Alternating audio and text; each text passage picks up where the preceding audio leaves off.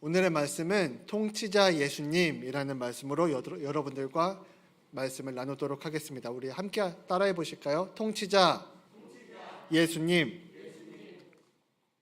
어제 말씀을 정리하다가 저희 아버지께서 이 제목을 보고 야, 아들 제목 멋지게 지었네 라고 얘기해 주셨습니다. 기분이 엄청 좋았습니다. 그런데 이렇게 예수님 탄생일에 이렇게 함께 모여 예배드리는 우리를 보시는 하나님께서는 얼마나 기분이 좋으시겠습니까? 우리 하나님께 영광의 박수 올려드리도록 하겠습니다. 성탄절을 맞아서 저희는 어떤 말씀을 준비할까 고민을 했습니다. 내심 크리스마스의 설교가 부담스럽기도 했고, 그래서 어떤 말씀을 준비해야 되나 두리번거리다가 달력을 봤습니다. 저희 태성교회 달력에는 오늘의 본문이 적혀져 있습니다. 저만 알고 있었죠? 달력을 보실 때 여러분들께서 거기 말씀이 있거나 주님께서 주시는 메시지가 있다면 꼭 읽어보시고 잠깐이라도 기도해 보시기 바랍니다. 예수님께서는 이미 예수님 탄생 이전에 이사야의 예언으로 예수님이 탄생하신다는 것을 예언되었습니다. 예수님께서 탄생하신다는 본문이 오늘의 말씀입니다. 예수님께서는 우리에게 어떤 분으로 오셨는지 오늘 본문을 통해서 확실하게 이해할 수 있습니다. 한 절의 문장이지만 예수님께서 우리에게 어떠한 분으로 오셨구나, 예수님께서는 어떠한 분으로 우리를 통치하고자 하시는구나 라는 의미를 알 수 있는 말입니다. 제가 개역개정을 사용하지 않고 새번역을 사용한 이유는 번역상에 저와의 차이가 있기 때문에 그렇습니다. 개역개정에서는 기묘자라, 모사라 이렇게 단어를 나누어져 있습니다. 그러나 히브리어 성경에 보면 그 부분이 굳이 나누지 않아도 될 만큼 자연스럽게 이어져 있습니다. 그래서 저는 이 기묘자라 모사라라는 말을 함께 붙여서 이야기하고 싶기 때문에 새번역을 사용했습니다. 새번역을 사용하면서 우리가 이해하면 좋겠다라는 말씀을 오늘 총 4가지의 예수님의 통치에 대한 특징을 여러분들과 나누도록 하면서 이 예수님께서 어떠한 통치를 우리에게 보여주시고 우리와 함께 하시고자 하는구나를 이해할 수가 있게 되었습니다. 성도는 은혜 위에 은혜를 입은 자들입니다. 믿으십니까? 요한복음 1장 16절에는 이렇게 말합니다. 우리가 다 그의 충만한 데서 받으니 은혜 위에 은혜로라 라고 말씀하고 계십니다. 이 은혜 위에 은혜, 첫 번째 은혜는 무엇을 말하냐면 율법을 말합니다. 우리가 예수님과 함께 살아갈 때에 예수님 이전에 하나님께서 많은 사람들에게 율법을 주셨습니다. 사람과 어떻게 지내도록 해라. 나 하나님 여호와는 어떻게 지내도록 해라 라고 말씀하신 것이 바로 율법입니다. 이 율법을 통해서 우리 모든 사람들에게 하나님의 은혜를 선물하셨습니다. 그런데 그 은혜 위에 은혜를 주셨습니다. 그것이 바로 예수 그리스도입니다. 이 예수님은 우리 마음속에 오신 것뿐만 아니라 2000년 전에 이 땅에 오셔서 모든 사람들의 죄를 사하여 주시고 우리를 구원으로 인도하신 분이십니다. 그렇기 때문에 오늘 우리는 성도로서 은혜 위에 은혜를 입은 자로서 어떻게 삶을 살아가야 하는가, 그 예수님의 특징을 따라가면서 이 말씀을 나누도록 하겠습니다. 성도는 죄인들이 아닙니다. 다시 한번 반복하겠습니다. 성도는 죄인들이 아닙니다. 여러분들은 죄인입니까? 죄인이 아닙니까? 더 이상 죄인이 아닙니다. 성도는 죄인들 가운데 믿음을 지켜나가는 자들입니다. 그래서 나 같은 죄인으로 끝나는 것이 아니라 나 같은 죄인 살리신으로 끝나야 합니다. 성도와 성도가 아닌 사람들의 분명한 기준점은 여기에 있습니다. 여러분들이 기억해야 하셔야 할 것은 내가 죄인이다가 아니라 죄인인 나를 구원하신 주님께 영광을 올린다입니다. 그렇기 때문에 성도의 시작이 어디에서부터 시작인지를 알게 되면 우리의 하나님이 예수님을 통치자로 보내셨다는 것을 절대적으로 긍정하고 이해할 수가 있습니다. 저는 총 4가지의 특징으로 예수님의 통치자라는 사실을 여러분들과 함께 나누려고 합니다. 예수님께 첫 번째 특징은 무엇인지 우리가 함께 나눠보도록 하겠습니다. 우리 함께 읽어보실까요? 시작. 예수님은 놀라우신 조언자. 아멘. 예수님께서는 놀라우신 조언자이십니다. 놀라우신 개역개정에는 이렇게 나와 있습니다. 이는 한 아기가 우리에게 낳고 한 아들을 우리에게 주신 바 되었는데 그의 어깨에는 정사를 메었고 그의 이름은 기묘자라. 여기가 놀라우신 예 포함됩니다. 그리고 모사라, 여기는 돕는 자, 조언자에 속합니다. 개역개정에는 뒤에 콤마를 달아놔서 개역개정에는 콤마를 달아놔서 의미가 나눠지는 듯한 느낌이 들어서 제가 이것을 개역 세 번역으로 여러분들과 함께 읽도록 한 것입니다. 기묘자, 처음 들어보는 단어인데 왠지 많이 불러봐서 익숙한 것 같은 그 단어입니다. 자, 기묘자, 여러분들 기이하다라고 얘기하시는 거 기억하시죠? 그 말씀 아시죠? 그리고 묘하다라는 뜻이 아시겠죠? 그 말의 합성어입니다. 기묘자, 기이하고 묘한 일을 하는 자를 기묘자라고 이야기합니다. 그리고 이 기묘자는 우리가 경이로운 일, 인간이 생각할 때 불가능한 일을 하시는 분을 기묘자라고 이야기합니다. 예수님께서 우리에게 낳으시고 그분의 어깨에는 통치하실 수 있는 권한이 내려져 있습니다. 그의 어깨는 정사를 메었고 라고 이야기했습니다. 그렇기 때문에 예수님에게는 통치할 수 있는 권한이 주어졌는데 이 통치할 수 있는 권한은 기이하고 놀라운 일을 행하시는 분이다 라고 말하는 것입니다. 사사기 13장 18절에는 이렇게 말합니다. 여호와의 사자가 그에게 이르되 어찌하여 내 이름을 묻느냐 내 이름은 기묘자라 하니라. 아시겠습니까? 하나님께서는 스스로를 기묘자라고 이야기하셨습니다. 그렇기 때문에 예수님을 기묘자라고 표현한 것은 하나님과 예수님이 동일한 분이구나를 이해할 수 있는 것입니다. 동일하게 놀라운 일을 행하시는 분이구나라고 이해할 수 있는 것입니다. 또한 예수님께서는 조언자이십니다. 조언자는 성경 본문에는 모사라고 표현되어 있습니다. 여러분들 조언자라는 말 많이 들어보셨습니다.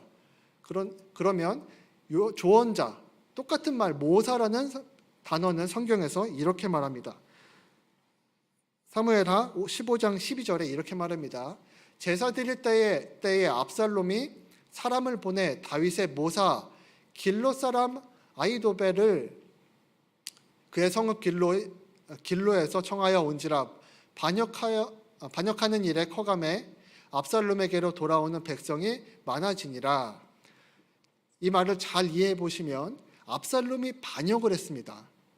다윗의 아들 압살롬이 반역을 했는데 백성들이 압살롬을 따르게 되는 시점이 다윗의 모사가 바로 압살롬의 편에 들었기 때문에 압살롬의 힘을 실어줬다는 이야기입니다. 그러면 모사는 무엇을 의미합니까? 왕권을 의미합니다. 아시겠습니까?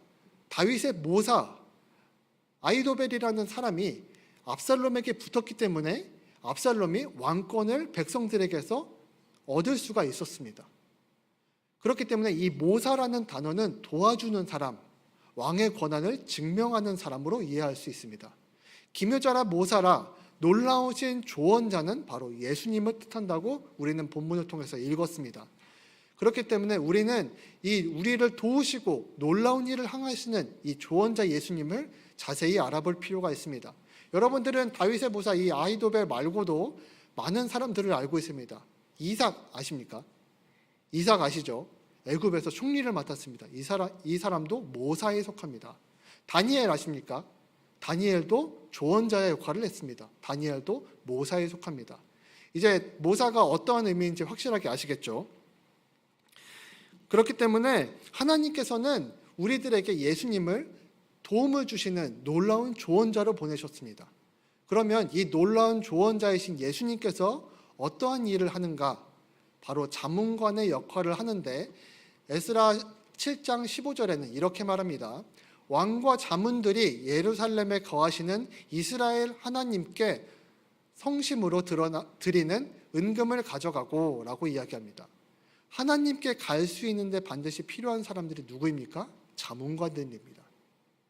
이들이 바로 왕의 정당성과 왕이 거룩하고 하나님 앞에 성결하고 하나님 앞에 모든 것을 내어드린 사람이라는 것을 증명해 주는 사람들이기 때문에 이 자문관이 중요한 것입니다.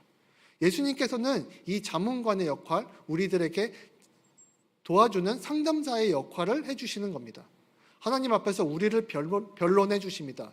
이 사람에게는 예수님, 제가 있습니다. 이 사람의 마음속에는 제가 있고 저를 마음속에 두고 평생을 살았습니다. 그러니 죄를 사하여 주세요. 예수님께서 하는 역할은 하나님 앞에서 우리를 변론해 주시는 상담자의 역할을 하십니다. 또한 예수님께서는 성결의 증언자가 되십니다. 왕의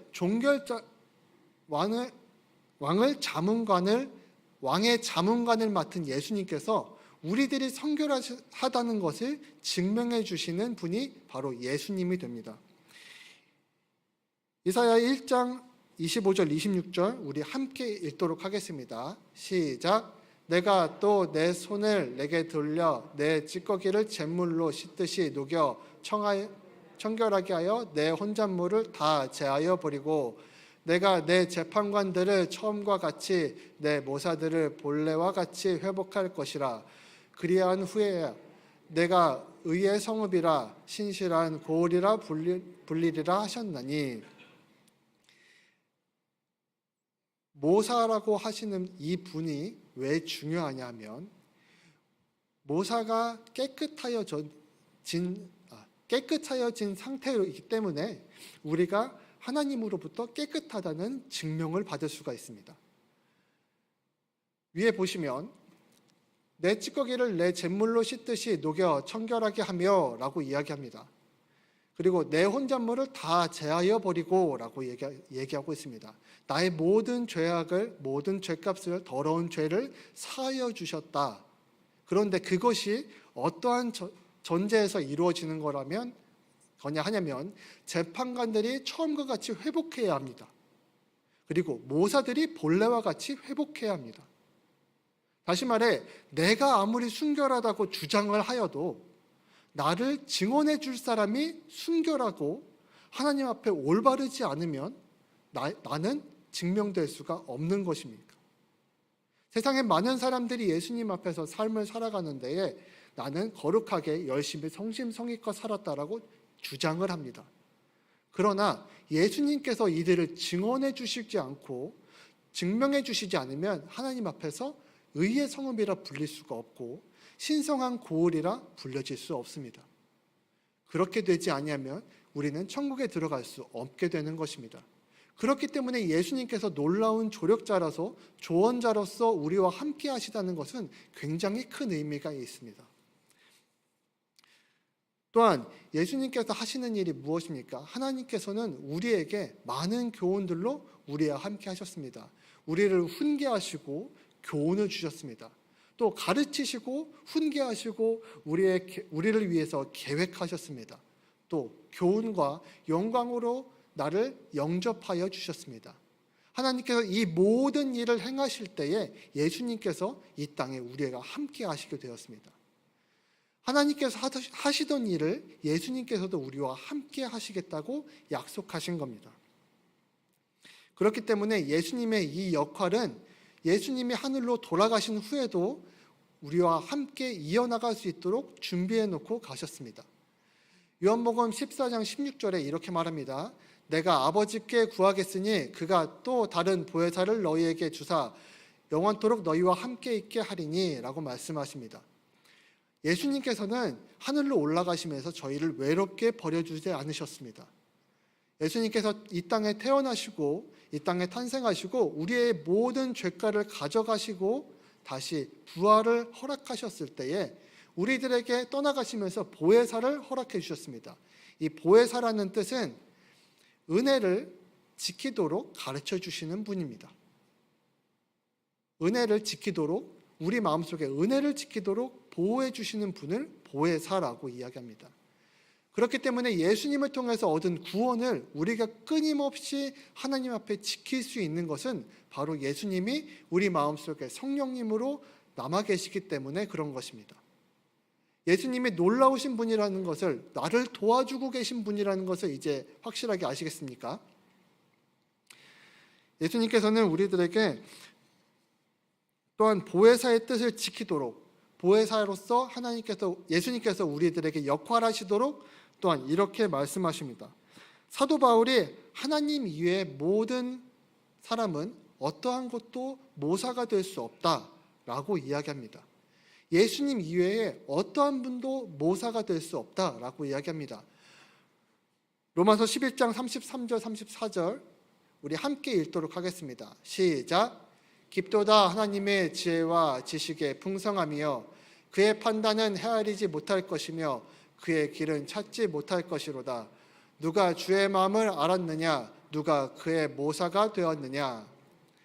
세상의 많은 것들로 내가 도움을 받고 세상을 잘 살아가려고 노력들을 합니다. 그러나 결론적으로 사도 바울이 이렇게 말하는 것입니다. 누가 주님을 대신할 수가 있겠느냐? 누가 그의 판단을 대신할 수가 있겠느냐? 주님의 그 지식과 지혜를 누가 대신할 수 있겠느냐? 예수님께서 우리 마음속에 보혜사로 보내시고 우리 마음속에 함께 동행하신다는 것이 이렇게 큰 의미가 있는 것입니다. 놀라운 일입니다. 우리가 세상을 살아갈 때에 의지할 곳이 있다는 것은 굉장히 큰 의미이고 우리의 위로가 될 수 있는 것입니다. 이제 여러분들께서는 놀라운 일을 하시는 분이 나의 도움을 주시는 예수님이라는 것을 확실하게 아시겠습니까? 네, 그러면 다음 두 번째입니다. 예수님은 어떤 분이십니까? 시작. 예수님은 전능하신 하나님입니다. 예수님께서는 전능하신 하나님입니다. 예수님께서는 이 땅에 스스로를 증명하셨지만 예수님이 하나님인 궁극적인 이유는 무엇이냐면 인성과 신성이 함께 하시기 때문에 그렇습니다. 혹자는 이렇게 이야기합니다. 하나님께서 완전하시다면 이 땅에 악을 주신 건, 악을 만들어 놓으신 건 실수가 아니냐라고 이야기합니다. 그러나 저는 이렇게 이야기하고 싶습니다. 하나님께서 완전하시고 전능하시지 않다면 선과 악이 공존할 수 있게 만들었겠느냐입니다. 악한 것과 선한 것이 공존한다는 것은 인간의 머리로는 절대 불가능한 일입니다. 하얀색과 검은색이 어떻게 함께 섞여 있을 수가 있는데 그것을 분명하게 구별할 수 있겠느냐라고 이렇게 궤변을 놀아놓는 것입니다. 예수님께서 이 땅에 선과 악을 만들어 놓으신 것 자체가 하나님의 전능하심을 믿으시기 바랍니다. 요한복음 1장 14절에는 14절 18절에는 이렇게 말합니다. 말씀이 육신이 되어 우리 가운데 거하심에 우리가 그의 영광을 보니 아버지 독생자의 영광이요 은혜와 진리가 충만하더라. 본래 하나님을 본 사람이 없으되 아버지의 품속에 있는 독생하신 하나님이 나타나셨느니라. 이렇게 말하고 있습니다. 말씀이 육신이 되신 분은 예수님이십니다. 그렇기 때문에 전지전능한 하나님께서 예수님으로 이 땅에 오셨습니다. 그분은 빛나고 아름다운 영광의 하나님이셨습니다. 그런데 그 영광이 독생하신 아버지 하나님의 독생자의 영광과 같다는 말입니다. 예수님께서 대단한 일을 하셨습니다. 위대한 일을 하셨습니다. 우리를 위해 희생하셨습니다. 거기까지 자유주의를 믿는 기독교를 왜곡하는 사람들에게는 거기까지는 이해할 만합니다. 그러나 하나님이라는 사실을 인정하지 않는 신학자들도 있습니다. 그러나 본문을 통해 여러분들도 함께 나누고 알게 되셨습니다. 예수님의 영광은 독생하신 하나님의 아들의 영광과 같은 영광이라는 말입니다. 예수님은 하나님과 같은 영광을 가지고 계신 분이십니다. 하나님을 본 사람이 없으되 아버지의 품속에 있는 독생하신 하나님이 나타나셨느니라. 독생하신 아들이 나타나셨느니가 아니라 하나님이 나타나셨다고 사도 바울은 증언합니다.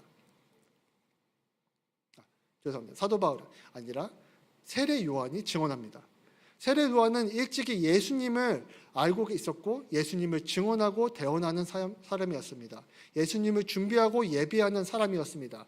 그자가 말씀에 육신이 되어 우리 가운데 거하시는 분이 예수님이다라는 것을 미리 우리들에게 이야기하였습니다.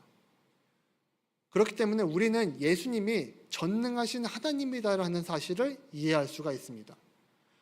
예수님께서는 하나님으로서 전능한 삶을 살다가 우리를 위해서 어떠한 대단한 일을 하시기 위해서 하나님이 인간의 몸을 입고 오셨구나.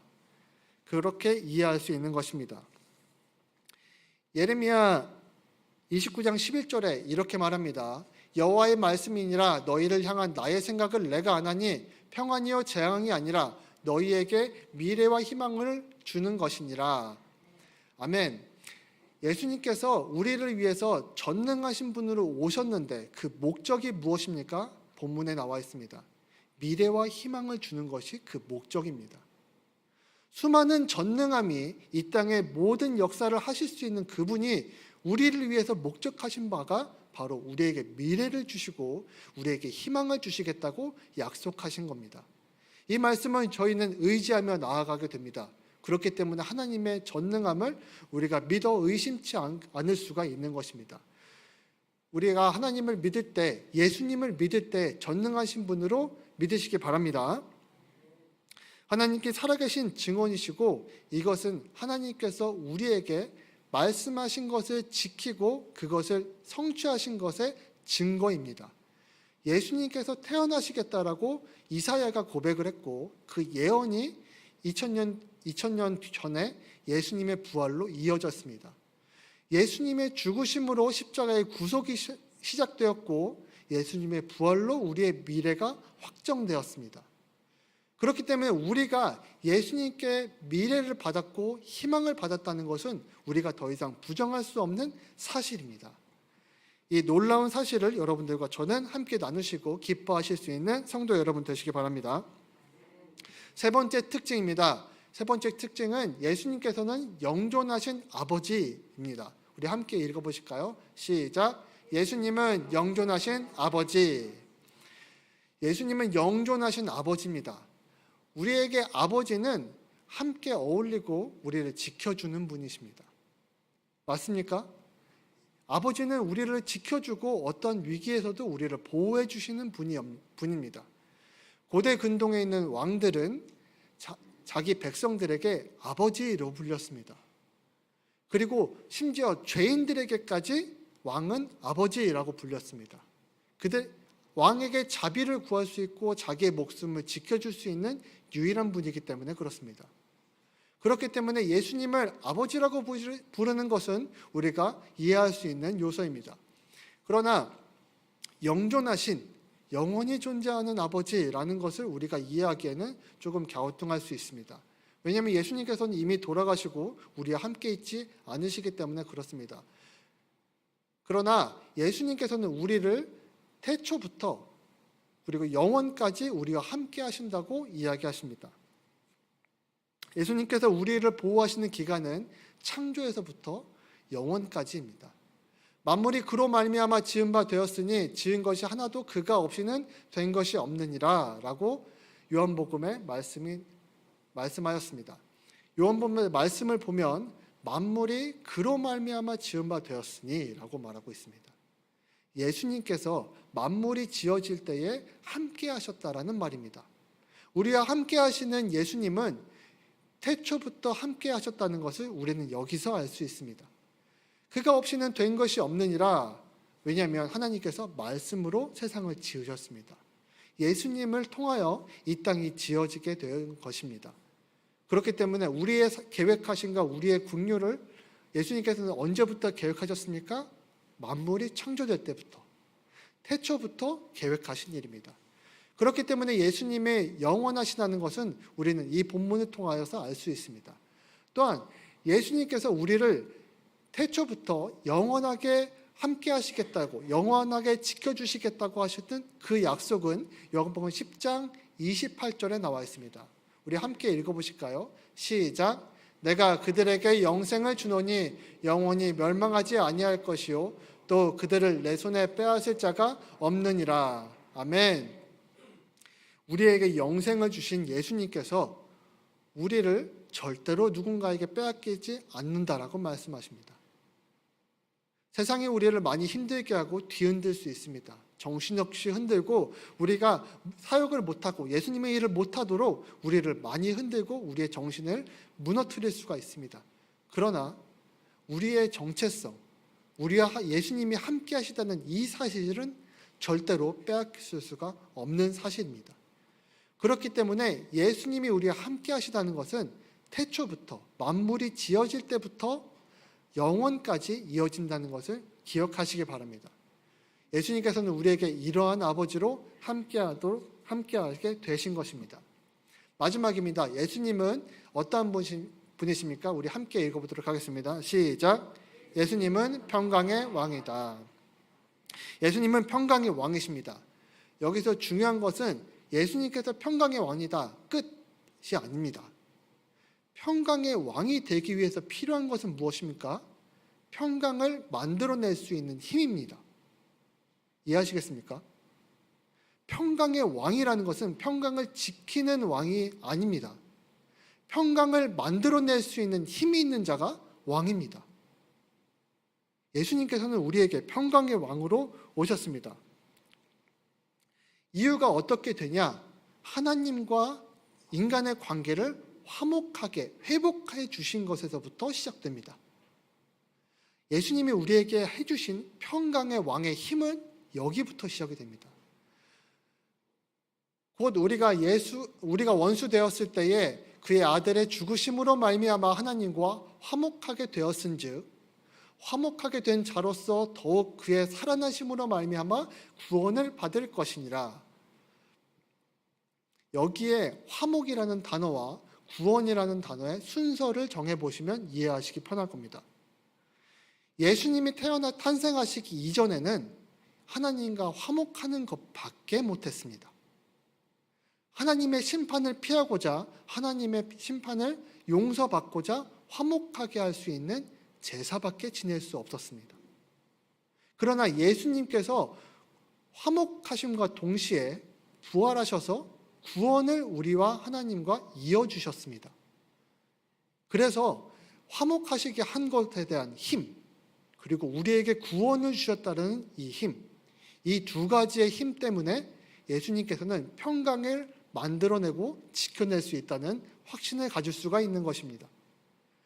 왕에게는 힘이 필요합니다. 아무 능력도 없는 왕은 왕이라 부를 수 없습니다. 나를 지킬 수 있는 자가 왕이어야 합니다. 나에게 평강과 평안을 줄 수 있는 자가 왕이어야 합니다. 예수님께서는 그 힘을 증명하셨고 말씀으로 기록하여 우리에게 증언하시고 남겨진 말이 되었습니다. 이해하시겠습니까? 예수님께서 평강의 왕으로 오셨다는 것은 우리가 예수님이 평강을 지키는 분이시구나 라는 것이 아니라 그걸 만들어내실 힘이 있으시다는 분이심을 여러분들 확실히 이해하시기 바랍니다. 그분이 그 힘을 갖고 계신 그분이 우리와 함께 하시다라고 말합니다. 로마서 15장 33절에 평강의 하나님께서 너희 모든 사람과 함께 계실지어다 라고 문안합니다. 이것이 많은 사람들에게 이해하고 이해받고 축복되어지는 말씀입니다. 또한 고린도후서 13장 11절에도 이렇게 말합니다. 평강의 하나님이 너희와 함께 계시리라. 예수님께서 우리와 함께 계시다는 것은 본문을 통해서 우리가 알 수 있습니다. 이 말씀을 통해서 우리는 예수님과 함께 있구나, 예수님께서 평강의 왕으로서 나와 함께 있구나를 이해할 수 있는 것입니다. 그렇기 때문에 예수님의 힘과 평강을 만들어내시는 능력자이심을 믿으시기 바랍니다. 여러분들 마음속에 있는 예수님은 여러분들을 평안하게 하시는 능력 있는 예수님이십니다. 빌립보서 4장 7절에는 이렇게 말합니다. 그리하면 모든 지각에 뛰어난 하나님의 평강이 그리스도 예수 안에서 너희 마음과 생각을 지키시리라. 이것이 바로 하나님이 예수님을 보내신 궁극적인 목적입니다. 저희의 마음을 지켜주시는 분으로서의 힘을 가지셨기 때문에 그분을 우리 마음속에 영원토록 함께 하실 수 있게 허락하신 것입니다. 예수님이 하나님의 아들이라서 그 능력이 있는 것이 아닙니다. 증명하셨기 때문에 그 능력이 있다고 우리가 아멘하는 것입니다. 그냥 들리는 대로 이해하지 마시기 바랍니다. 여러분들이 말씀을 보고 마음속에 감동이 있는 그 예수님의 음성과 예수님의 동행하심과 역사하심을 믿으시기 바랍니다. 예수님은 말씀과 성경으로 오신 분이시기도 하지만 우리 마음속에 살아계시고 역사하시는 예수님이고 하나님이시기도 합니다. 여러분들 마음속에서 생각과 여러분들의 마음을 지키시고 여러분들의 구원을 끊임없이 독려하시는 예수님임을 믿어 의심치 마시기 바랍니다. 정리하겠습니다. 예수님께서는 우리들에게 놀라운 조언자로서 함께 하셨습니다. 또한 전능하신 하나님으로서 우리와 함께 하십니다. 영원히 존재하는 나를 지켜주는 아버지로서 함께 하시고 평강의 왕으로서 이 땅에 오셨습니다. 오늘 크리스마스입니다. 예수님께서 탄생하신 이날을 기념하면서 우리는 예수님께서 우리들에게 어떠한 통치자로 오셨구나를 이해하시는 하루가 되시는 귀한 시간 되어 계시기를 여러분들께 기도하고 간절히 부탁드립니다. 기도하겠습니다. 하나님 감사합니다. 오늘 이 시간 하나님께서 우리에게 예수님을 보내주신 뜻이 어떠한 뜻으로 우리에게 통치자로 보내주신 것을 이해하게 되었습니다. 예수님께서는 우리들에게 놀라운 조언자로 오셨고 또한 우리에게 전능하신 하나님, 영존하신 아버지, 또 우리의 평강을 지켜주시고 만드시는 힘이 있다는 것을 우리가 믿어 의심치 않게 되었습니다. 이 본문을 통하여서 예수님과 함께 동행하는 것이 나에게 얼마나 큰 힘이고 위로와 능력이 되는 것을 깨달아 알게 하여 주시옵소서. 이 말씀을 남아있는 많은 날 동안 저희가 마음속에 품고 예수님을 나의 구주, 나의 영원한 동반자로 이해할 수 있도록 도와주시옵소서. 저의 생각과 마음을 지키시는 예수 그리스도의 이름으로 기도드립니다. 아멘. 우리 함께